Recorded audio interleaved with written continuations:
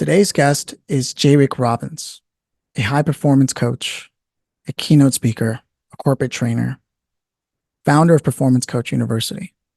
Whether you're a former athlete, currently a small business owner, or a human being who breathes air and needs to drink water and eat food, this conversation is for you, and I'll tell you why. The central concept of our conversation revolves around the idea of choice, the illusion of it, and the reality of it. And through several anecdotes, Jairek breaks down alternative perspectives we can adopt about our current circumstances in life and what we can do with that. Perspective being the key word. From forces that have influenced us in our early years, how they may still be driving forces in our lives today, and whether or not we have the choice to break away from them. But there's nothing I can say that's going to top just listening to the conversation. Truly, it is one of the conversations I'm most honored to have been able to have had. Without further ado, Jairek Robbins. I was wondering, where do I start this conversation? And when I think about the kind of work you've done, your own pedigree, I said to myself, what if I ask you, when was the last time you felt too tired, too busy, too upset, too much? And how did you get yourself out of that? Yeah, lots of times. Um, Probably this morning. I woke up and I have a new workout machine that I love. I bought it for myself as an early birthday present, and I've been attempting to beat my own record every day. And so it's progressively gotten better, but I woke up sore. I was like, oh, my body's talking to me. I was supposed to rest yesterday or the day before, and a friend came over and he's like, oh, let me see how it works. And I was like, okay, let me show you. So I jumped on and did it again when I was supposed to be resting. So then on Monday I woke up sore, but I was like, it's Monday, you can't skip a Monday. So I did it again. And then I woke up extra sore this morning and I was like, okay, maybe I should rest. And then when that happens, I came up with this concept called automating your motivation. So generally speaking, you don't feel motivated. So what can you do that would, kick the right spark? And so I tend to there's a really good Spotify channel. I think it's called like ass kicking motivational speeches. And it's someone who just blends David Goggins, Eric Thomas, Denzel Washington. Like they just clip all these little pieces together. And after one of those, you usually feel like kicking a brick wall through. So I listened to that. And then the other thing to make it more personal was I worked with people a long time ago, and they're like, if you woke up and read your dreams every day and your goals and your vision and your habits of how you're going to make it happen and what it'll feel like on the other side, that'd probably motivate people because it's exciting. It's intrinsic motivation, how you want to feel, who you want to be, what you want to accomplish, how you want to serve, what difference you want to make. And then I was like, well, some people wake up and say, I don't feel like reading that today. I was like, okay, so what if you were at your best and you actually recorded yourself full steam, everything you have, passionately reading that aloud, and then remixed it with some of your favorite music. And then on those days where you don't feel like it, you just hit play and sit back and listen and see what happens.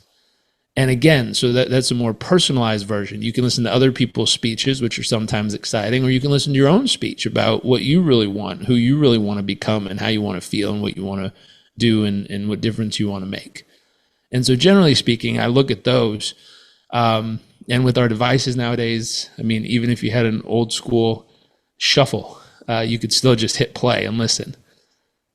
Yeah. Yeah, I'm glad you tackled that because my mind tells me when people are going to be listening to you for the first time here, at least through the community, they're probably too tired, too busy, as all business owners, anyone trying to accomplish something in life, there's never enough time. There's never enough. So just being able to hear your thinking process behind that really, I think, opens doors because what I heard was you have to take the time to prepare yourself. And in business, something you were alluding to before we hit record, people just keep running. They just go. They just wake up and they hit the ground running, and some people are just built for this, and others need to build momentum.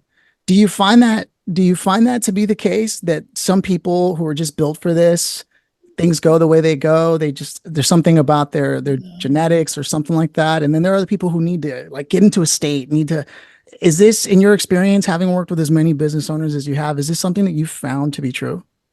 No, it's trained into people. I've had the chance to work. So one of my favorite groups I went and worked with were the pararescue jumpers at Hurlburt, the training base for the Air Force. And they brought me in and they did a trade with me where they'll put me through 2 days of their training if I put them through some of my training. I was like, oh, well, that's exciting. We have the same heart. So I really fell in love with this group of humans just because their motto was first there that others may live. I was like, man, these guys are willing to risk their life to bust their face in to go rescue someone who more or less is in the middle of chaos. And then one of the coolest people I met was one of the field surgeons where he had his backpack and he showed me all his gear.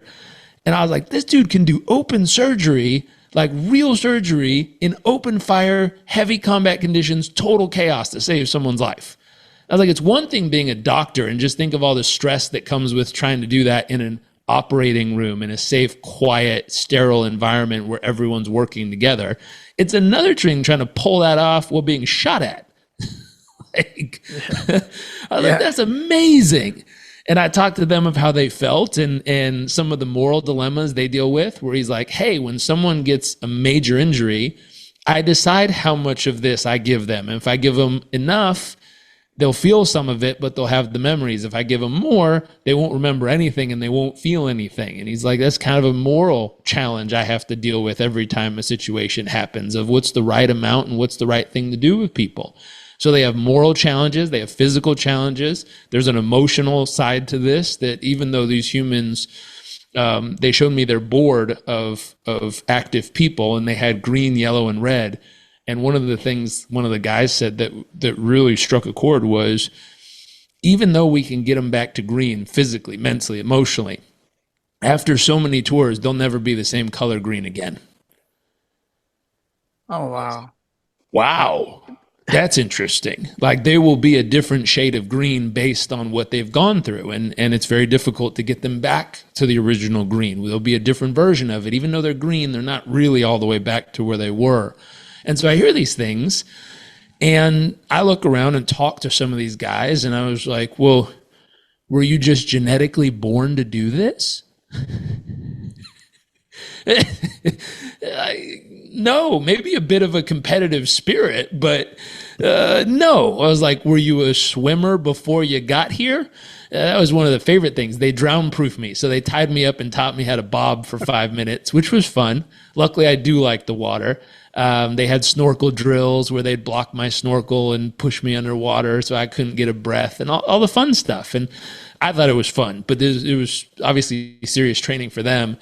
And as I was going through it, I was observing and listening and asking an insane amount of questions. So I'm very grateful for them letting me stick around and be curious for 2 days and just ask 1,000,002 questions of all these people in the middle of all their training.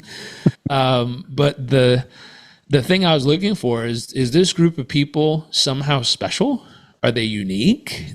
Were they born this way? Is it a genetic thing? And as I met them, it was trained into them. It was something where they might have had a drive to be competitive or wanting to win. My friend funded the research that Carol Dweck did, where they found this growth mindset concept of, they believe in failing forward. They believe you learn skills, you practice new skills. They're willing to show up at something where in the beginning you royally suck at it, and eventually you become okay, and then you're good, and then eventually maybe someday you'll be great. But they believe in failing forward until you become good or great at it eventually. The thing that most people don't see, and my dad was working with the Warriors, and specifically Steph Curry, and he went and watched him and talked with him and was trying to get into his psychology. So he's hit the most three-point shots in games than anyone in history. So he's the best three-point shooter the NBA's ever had. And when he worked with them, he went and asked him, like, How'd you do it? Were you born this way? Is it genetics? And what they found out was he does over 500 live game intensity practice shots a day. 500 a day in practice. And he's already considered the best. But he said, how long have you been doing this? And they went back and found out he's taken in practice over like 2.2 million practice shots. And in the games, he's hit a total of 3,000. And I was like, well, wait a minute. If you hear someone's hit 3,000 shots, it sounds amazing. But 3,000 shots when you've practiced 2.2 million times doesn't sound that crazy. And he's obviously made a bunch in practice too, but the ratio doesn't sound that crazy when you realize how much he's practicing. Going back to those pararescue jumpers, the people I saw who were excelling in the group that I was observing, they didn't just practice when they showed up to practice. I asked them, and I watched a few of them and talked to a few of them. Some of these guys were waking up and doing pre-practice, where they were jumping in the pool and getting in a few drills before the drills started. They were going to the gym after the workout. They were doing things around it that other people weren't willing to do. And willing, not like, okay, fine, I'll try. Willing, like using their willpower to actually go do it when no one else was willing. And so I always look at, is it a mindset? Is it a skill set? Or is it effort? And in this case, the skill set existed fairly similar across the board. They all had the basic skills to succeed. Now, some of them came into the group, and they were unique, who had zero water experience. And then they actually did have a little bit of a tougher time. They were challenged because they didn't know how to swim, or they didn't know how to get tumbled in the water. They said surfers generally did better because they were used to getting tossed around in the waves. They're used to not being able to get a breath. They're used to coming up for air and getting smashed in the face with water. So they were more comfortable underwater. So there's a little bit of skill set differential, but for the most part, they all had the skills by the time I saw them. The mindset, that was varied.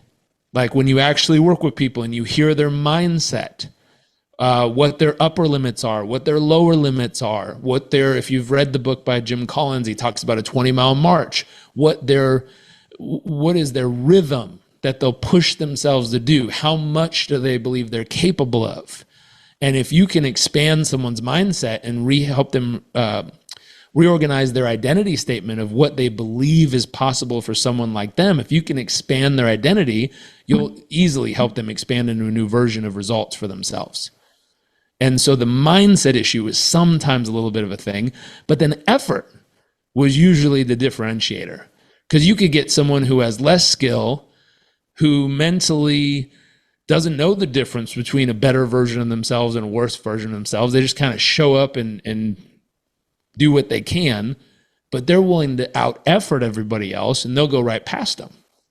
I think the deadly combination, though, is when you have your mindset dialed in, your skill set really refined and practiced, that 2 million practice shots, like you've refined your skill set, you've dialed in your mindset, and you put in an insane amount of effort, those people tend to dominate.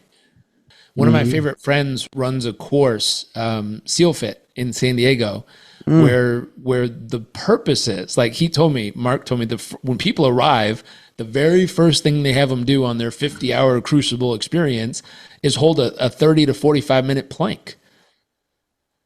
I was like, dude, my arms wiggle with like a 5-minute plank. Like, what was the 30 minutes? Like, what are you doing? And he's like, the purpose is not for people to successfully get through it. The purpose is for them to find their breaking point and then decide to keep going even though their body quits. You're going to find a breaking point, whether it's a mental breaking point, a physical breaking point, an effort or emotional breaking point. Like it is set up, it is designed for the human being to hit their break. That's where the mental decision comes in of, oh, my body stopped. It no longer wants to do this. My arms gave out. I'm flat on my face. Can I decide to push myself back up? And all logic says, no, your arms gave out. They're not working. it's built into the training. You find out you're more than capable of pushing yourself back up. Either you find out by you demanding it from yourself, or they have these wonderful, loving humans who carefully come over and inspire you to learn that you're capable beyond what you thought. Inspire. Inspire you. They give you a pep talk, I've heard. But that's the 2 million. That's the 2 million practice shots. They're getting you to do something that in the beginning you totally suck at. And over time, you become okay. You realize the 5th, 7th, 10th time you hit this position, you're like, wait a minute. I've done this before. I know my arms gave out. That's fine. Breathe, push, now, go. And you're like, oh, there I go. Whoa, this is crazy. And so all of a sudden you find out you're capable of more. The question becomes, if you haven't had these experiences, which there's a craving for this in society.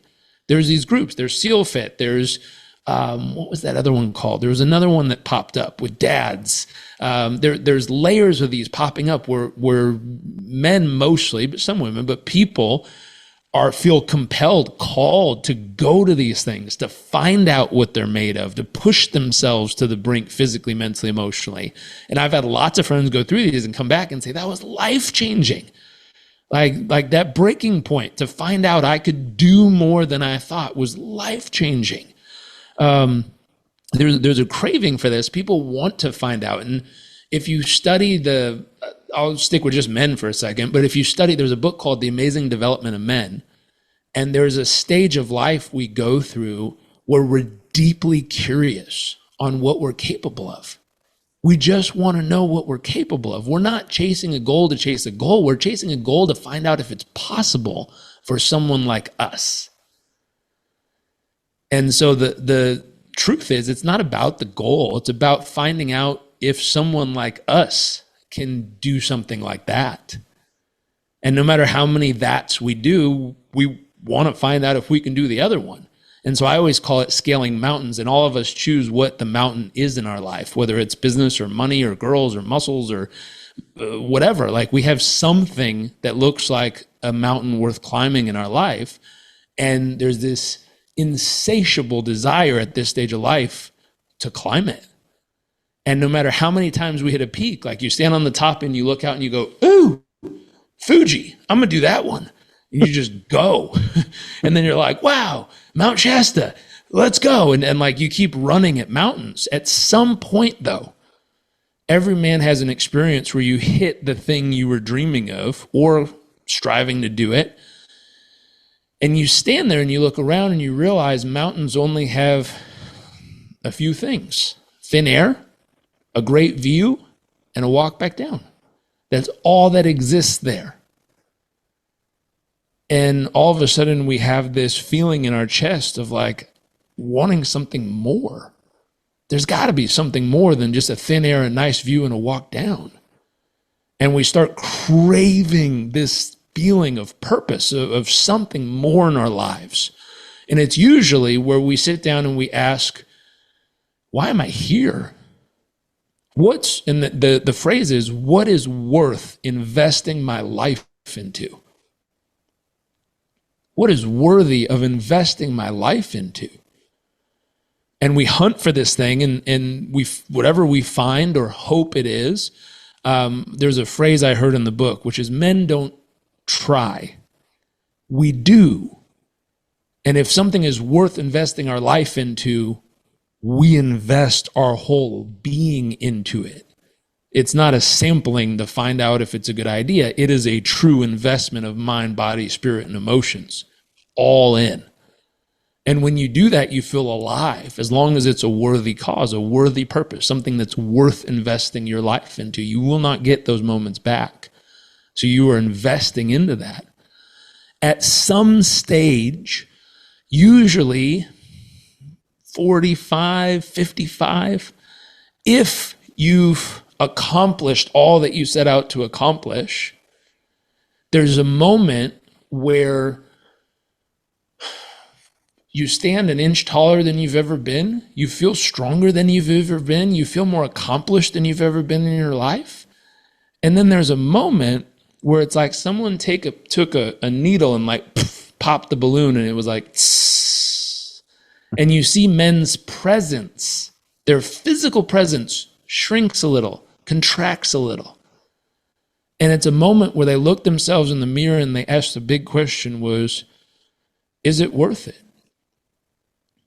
Was it worth it? Everything I just did it matter? Do I even care? Does anyone else even care? What was the point of all that? And we go into this deep questioning of self. Why am I really here? What we're ultimately looking for is, what's the gift that I believe I was built to share with life? What is that gift that I believe I'm here to give? And we hunt for it, and it doesn't come easy. This can be 6 months or 6 years people hunt for this. And it's a deep questioning of self. And at some point, if we're lucky, we latch on to something we believe is worth our life, is the thing we want to give. And for the next 20 years, the only thing we talk about, the only thing we think about, the only thing we focus on all the time is trying to share that gift with the world around us. The downside is, at this stage of life, we often only feel valuable as a human if we're able to give the gift in a place that people see it, appreciate it, respect it, honor it. If we're in a place that people don't respect, honor, and appreciate, especially the gift, we tend to feel dead inside.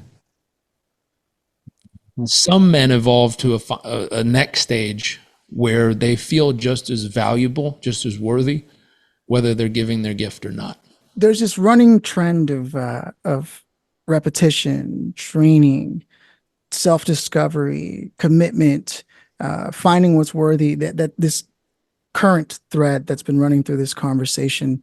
And a lot of people listening may be former athletes who decided they want to step into business, right? It could be moms who were put in a situation they didn't like, and they're going to step into business. What I'm getting at is, more often than not, whether it was discovered or what have you, people trend towards business. It seems to be the unlock for many people in their lives to get them to places they simply couldn't get to before, where they tried one way, they got somewhere, as you said, the mountain, only to find the air was thin, only to find that it was a great view, but it wasn't what they wanted. It didn't get them exactly what they needed. And for some reason, people turned to business. In your experience, what have you found to be possibly a cause for this trend towards, well, let me start a business. Let me go into business? It's heavy influence from media. So if you go back and look at the history of what media highlighted as the dream, if you go back, it was to be a ball player and a famous actress, Marilyn Monroe and Joe DiMaggio.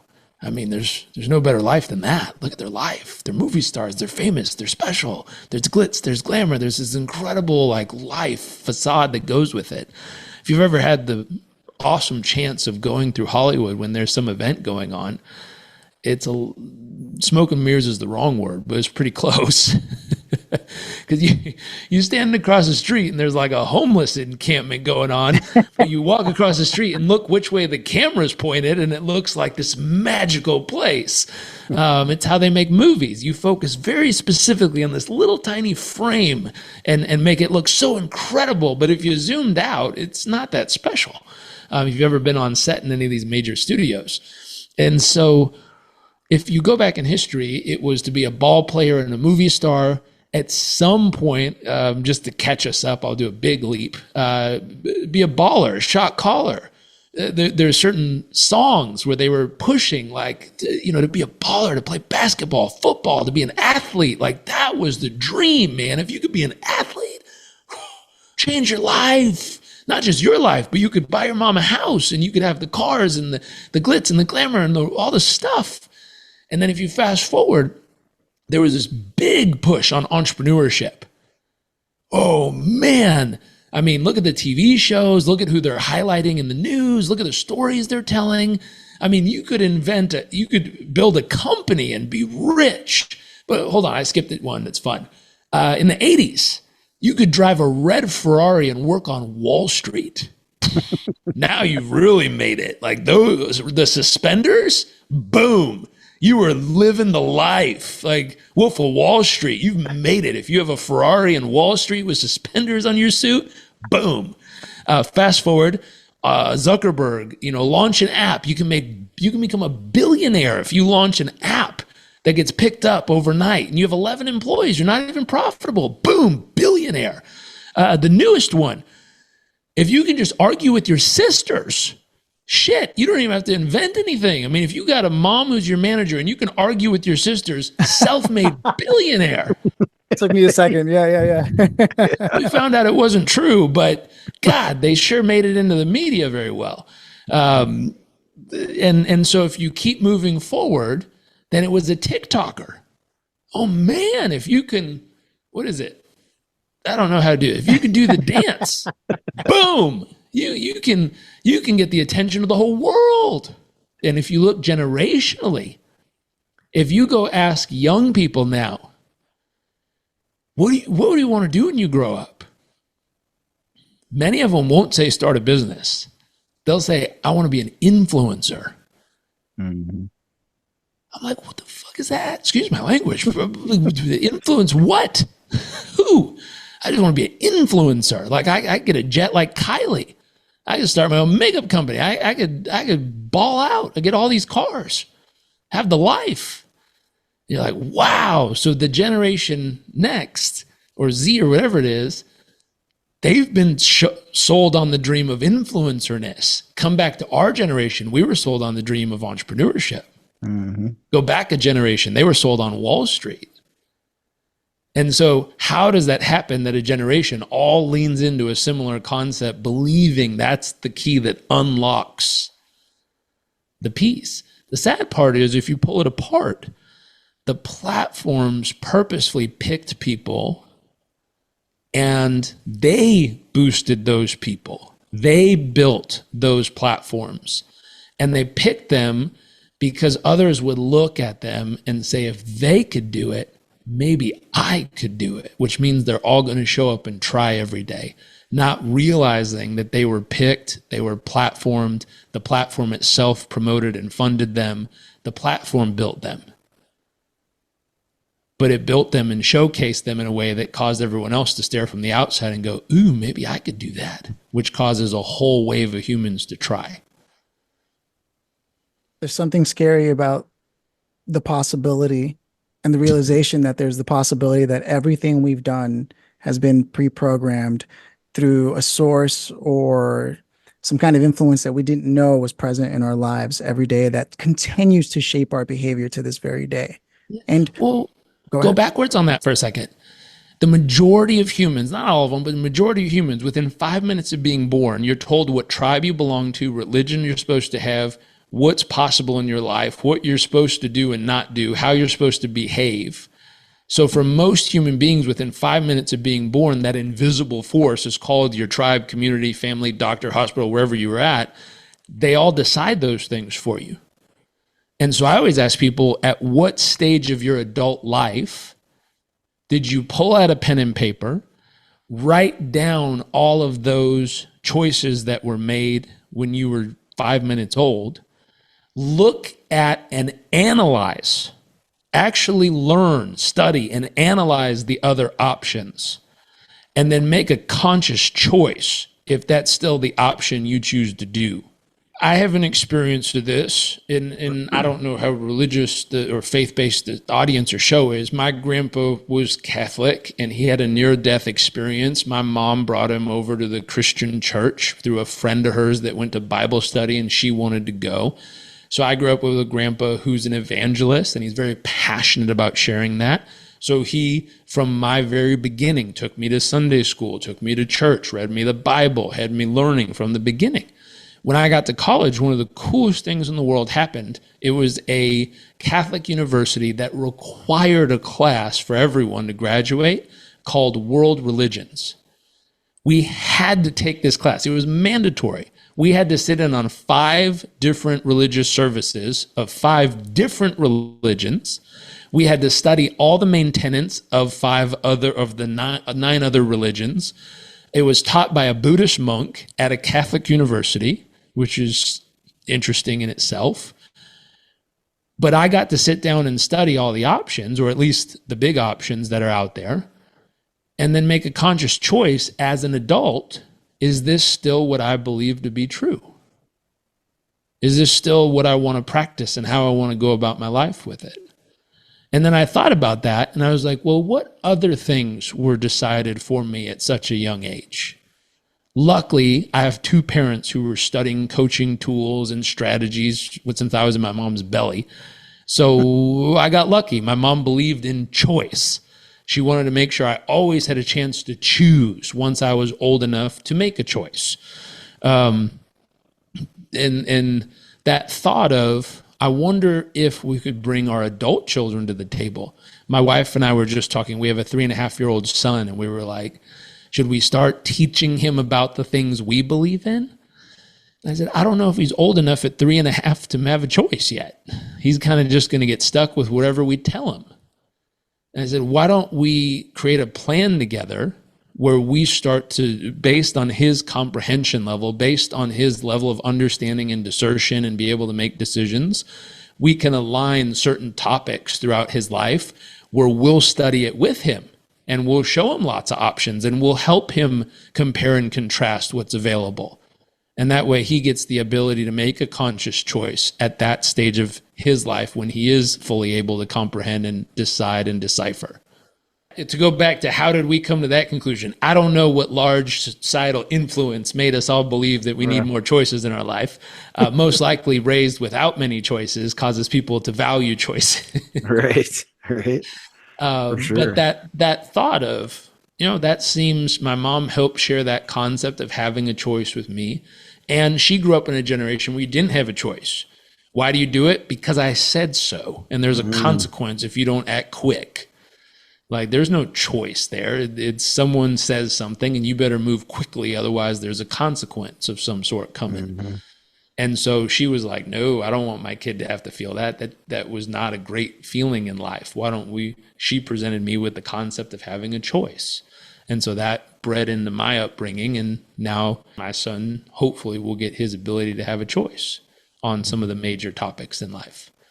And it's funny is I grew up in a way where, like, because I didn't have parents, I'm curious now what you're saying. I was given a lot of freedom in thinking whatever I wanted to think, right? Yeah. But I also feel like there's also a foundation to my identity that doesn't exist because I didn't have such imposing figures in my life, which may be responsible for my willingness to quit almost everything right away and try something else, no matter what I do, no matter how great I've done.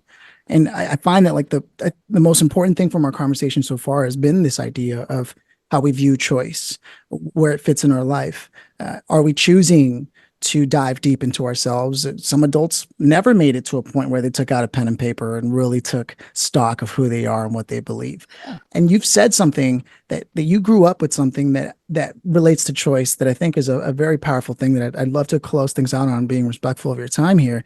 And that is, you mentioned something about in my research is that whether you think that the good things exist or the bad things exist, they both exist all the time.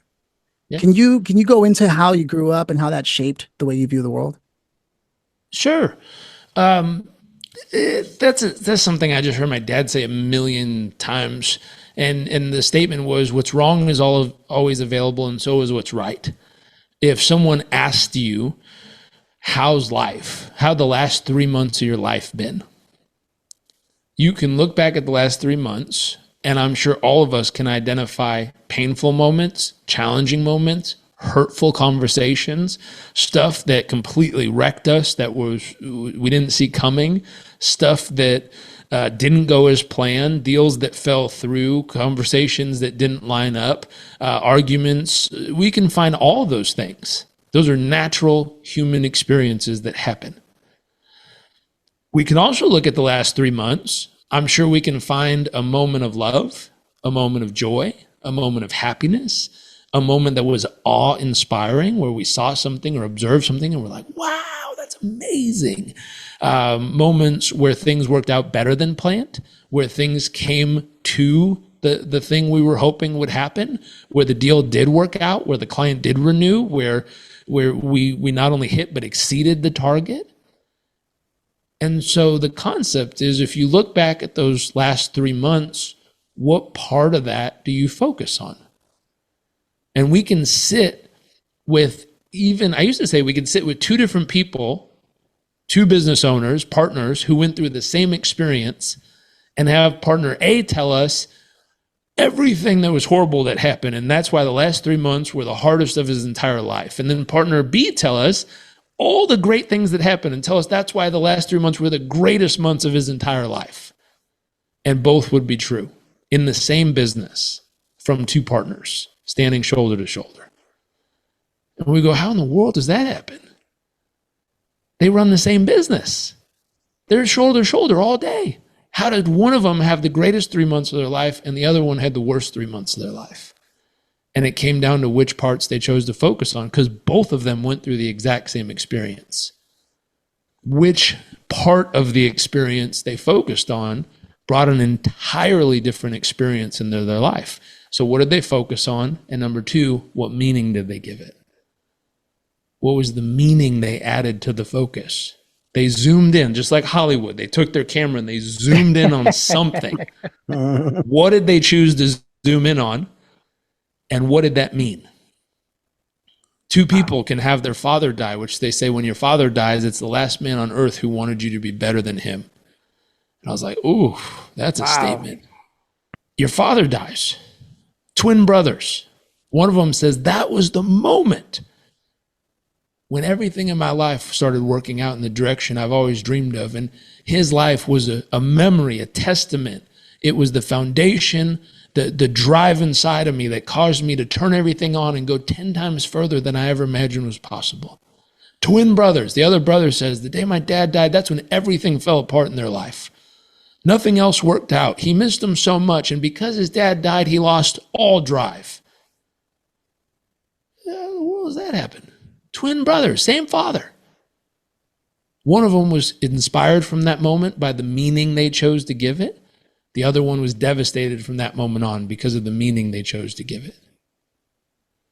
And so perspective, which part we look at, and then meaning.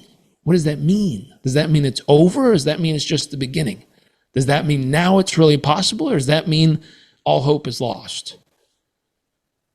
And so if you can help someone, one, learn to focus on the part that's most useful. A lot of people say, focus on the positive. That's not always useful. Because you go, oh, what's useful is we better focus on what could go wrong. And what that means is we will be fully prepared. We've got this. Or we better focus on what could go wrong. And what that means is we're about to get our ass kicked. Maybe we should just give up. But focus on what's useful is one of those little adjustments that I heard too many people say, well, just focus on the positive. I'm like, that's not always useful. Find a mentor. Find someone who's done it. Someone who can take 20 years or 40 years or 50 years of experience and turn it into a few hours of here's how to navigate that. I found one probably 9 years ago now, and I started working with them. Our business grew 142% in 3 years. We started making more profit in a month than we used to make in a year. And it wasn't because I magically changed everything we were doing. He just showed me what are the key adjustments I needed to make, the little intricate adjustments, and all of a sudden, boom, everything took off. The hard part about that is knowing which ones are full of crap and which ones are actually good. Yeah, that was the hard part. That's a much longer discussion to try to sort through what to look for. I just found an old guy from Texas who'd been doing this for 40 years, and he was a teacher. He was not a pizzazz guy. He was a math guy. He was funny. He's the first guy who made me love numbers. I hated math in school, and he was the first person I actually enjoyed doing math with. But find that person who knows how to help you make those little adjustments that'll make all the difference. And then just before we close out, I promise this is the last thing here. One of the things I found most useful that I don't think enough people do, and you wrote about it in your book, Live It, is to take the time to map out what your day actually looks like, your perfect day, your day. Yeah. And have you found that you've needed to revisit that over the years? Totally. My perfect day, and let me give this contrast real quick. I just saw an interview years ago with Jim Carrey, and I saw a recent one with Will Smith, both saying similar things. Jim Carrey said, I wish everyone would achieve, accomplish, and get everything they dream of. All the money, all the fame, all the fortune, all the freedom, everything they dream of, to realize it ain't it. I was like, ooh, that's interesting. And I was like, well, he's been labeled crazy and all this stuff. And then Will Smith showed up saying the same thing a couple of weeks ago. He's like, I spent the whole first half of my life trying to accomplish everything I could dream of. Awards, all the things, the money, the fame, the fortune. And he's like, I did most of it. He's like, at this stage of my life, I wish I could tell people none of that will make you happy. None of that will fulfill that gap inside of you, that insatiable hole of hunger that just thinks that next thing is going to finally do it. He said, it's fun, it's exciting, go for it, but it's not going to fulfill that hole that so many people have. That ideal day is the thing. The question is, if you found out you were going to die in 30 days, how would you choose to live every one of the next 30 days? And 30 days is too much for some people, so I said, pick one. If you had one perfect day, what would that be like? Where would you wake up? Who'd be with you? How would you feel? What would be possible? Where would you go? What would you want to accomplish? What would you want to give? What would you want to create? What would you want to be part of? Who would you spend your time with? What would you go do? Who would you have lunch with? What would you have for lunch? What would the conversation be like? Fast forward. What would you be part of? What would you partake in all afternoon? Early evening hours, sunset. Would you stop and watch the sunset? Experience the miracles of life unfolding before your eyes. Be present and experience the preciousness of just a moment, a breath, the feelings you have, the experiences of life. What would you do for dinner? Who would you have dinner with? What would you do to wrap up? What final pieces, what would you be grateful for on that day? If you went through that day and you could identify one perfect day, and all you did was wake up every day and make it a goal to make that day your life, that fills that little void. That fills that space in our hearts where you're like, you know what? If this is all I got to do, and when I shut my eyes tonight, I'll never get to open them again, that would be a day worth living. And for some people, I warn them, when you first say that, people are like, well, margaritas and Mai Tais and the beach, man, that's what I would do. I'd ride bulls and skydive, and that gets old after a couple days. You give yourself 10 days to do that. You'll be like, now what? So, and I've talked to people. My business mentor, he retired himself back in the 80s. He was a giant real estate developer, made hundreds of millions of dollars, flying private, retired himself, moved to Hawaii, golfed for 6 months, and then was bored out of his mind. Moved back to the United States, made a couple bad decisions, and landed up losing everything and landing up $100 million in debt to the government. He sent me a picture. He said, this is what my mentor sent me in 1982, I think it was. It's a guy laying on his back outside of a doorway on a street with people like stepping over him, cigarette hanging out of his mouth, overgrown beard, Jack Daniels bottle on its side next to him. And he has a little sticky note on it, and it says, you. And he's like, I sat around, grew my beard, starting to think about what's the purpose of life. And he said, I'm laying on the couch, got an earring, started just questioning everything. Some dude with giant teeth showed up at 3 a.m. on the infomercial telling me he'd help make me rich. I was like, I need money. This guy will help make me rich. I'm going to do it. He said 10 minutes later, after listening to the guy who said he was going to make me rich, I'm sending him money. Something was wrong about that statement. Yeah. Then fast forward though, and he ran into my dad at a time in his life when he was considering, I think he said, making a permanent decision on a temporary feeling. Mm. He said, please don't ever make a permanent decision on a temporary feeling. Feeling will pass. Man. Stick with it. Reach out to someone you love and care about. Just talk to them. Luckily, he found someone, or someone found him at the right time, and he decided not to make that permanent decision on a temporary feeling. He got his little cassette tapes. The only thing he had was his car, so he sat in his car for 18 hours straight, listened to him, got his shit back together, set some goals, set some visions, repaid all his debt, went bankrupt, came back, rebuilt everything. By the time I met him, he was late in his 70s, or in his 70s. And he had, a few years into working with him, he exited his whole portfolio of businesses. So he got an 11x multiple on 10 million a year of EBITDA. So he got 110 million bucks put in the bank. And now he just kind of shares what he knows with people. And so that thought, though, of that perfect day, all the stuff ain't going to make it perfect, but who you're with, how you treat them, what gifts you can share with them, internal gifts, laughter, joy, love, caring, presence, listening, that'll help fill that void. Absolutely incredible. I mean, expected nothing less. I'm very grateful for you to stop by. Where can people who have listened to you just now connect with you, preferably for whatever channels that you have available? Yeah, just go to my website, JarekRobbins.com. We just added in the product section a whole lineup of personal development stuff of how we can engage with people, from training them to become a coach to just the book and everything in between. So we'd love to be able to support them. Right on. Again, thank you so much. That makes the end of this conversation just amazing. You're so welcome. Thank you for having me.